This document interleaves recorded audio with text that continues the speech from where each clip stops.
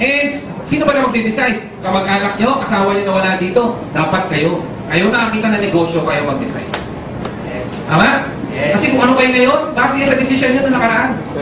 Kung ano kayo sa susunod na panahon, base sa decision nyo ngayon. So pag-aralan natin, tingnan natin, ano ba maganda? O number 1, idea ng negosyo, maganda ba? Yes. Yes or no? Yes. Maganda ba yung magkakanegosyo ka na down payment lang? Yes. Franchise, down payment lang? O, kung sa tingin nyo maganda, di yes. Kung hindi, edi no. Tama? Pangalawa, kaya nyo ba? Is it feasible? Ibig sabihin, may kakilala ko at least 2 tao sa buong mundo. Meron? Yes. Sa tingin nyo meron? Yes. Kung wala, o di no. Pangatlo, capital. Malaki ba yung capital? Sino gusto iwaman? Sino may 11,588? Sabi ko na namin. Maraming ganyan talaga yun, no? Mga kanto ko tanong mo. Marami ka ba pangarap? Marami! Anong ginagawa mo? Wala, tulog na ng tulog. Gusto mo manalo sa loto, di ko tumataya. Sabi po, tinayaan namin 11,588. Magamat mahirap. Sabi ko nga, nung una, nagdinindin ang paningin ko eh. Kasi 11,588 yun, 12 million eh. Tama ba yun? Pero nung nakita ko yung kapalit, medyo lumakas ang loob ko. Lalo nakita ko yung posibleng mangyari sa akin. Alam nyo, dahil sa 11,588, nangyari mo yung kaya, ginawa ko lang parang kasi, I said yes to it. Diba? Yung iba nga, laki ng kapital eh. Ito, liit-liit lang. Diba? Kaya, yan po, tingnan nyo yung kapital. Timbangin nyo. Kung sa tingin nyo malaki talaga, o titimbangin mo. O yan, 11,588. Kapalit, 40 mil. O.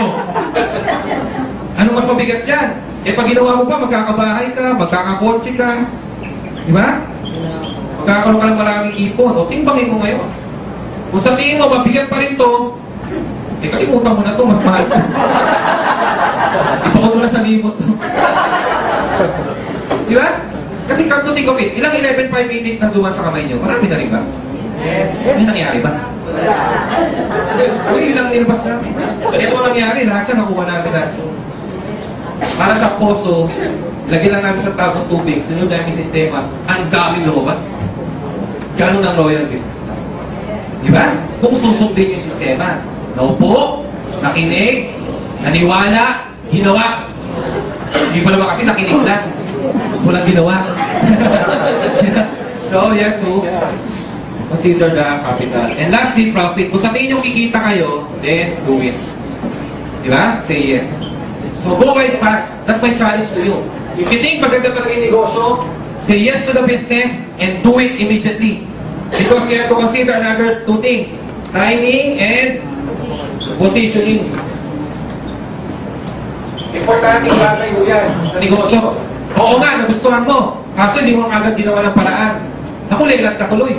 Nagising kayo sa umaga at ang kaibigan mo, member na ikaw dalang hindi. Nahuli ka sa timing. Nagustuhan mo yung negosyo, kaso hindi ka agad pumasisyon. Diba? O, saan ka ngayon? Kaya ka, o yan, nag-invite ka. Kung in-invite ka, dapat nandito ka agad.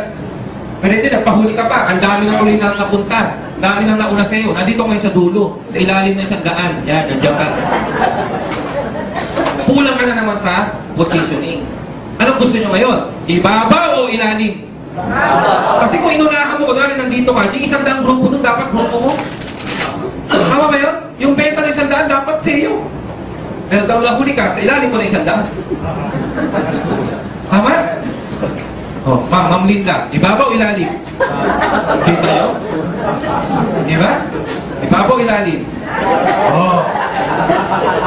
Ba't ibang hindi nyo? So, yan po yan. You have to consider all these things. Okay? Let me end with the story. Okay na mo ba? Okay, I'm done with the presentation. Pero, this could challenge you as well. Few years back, more than 25 years ago, my father was invited to invest in a business. Okay? Ang pangalan ng business, Jollibee. Okay? He was offered a franchise for 1 million at Baguio. He was earning that much during that time kasi he's connected with BIR. Okay? So may pera. May pera ho siya. Pero he turned down the offer. Kasi naniwala siya sa mga sabi-sabi ng mga kaibigan. So, tapos mahina ang loob niya, hindi niya nilakasan ang loob niya. tinurn down niya yung offer. 5 years after, nagkasakit yung father ko. Naubos yung pera namin, naubos yung pera niyang inipon sa ospital. Nung nagkasakit na siya, tsaka niya lang sa amin sinabi yung ganung opportunity. Lahat po kami naglumo,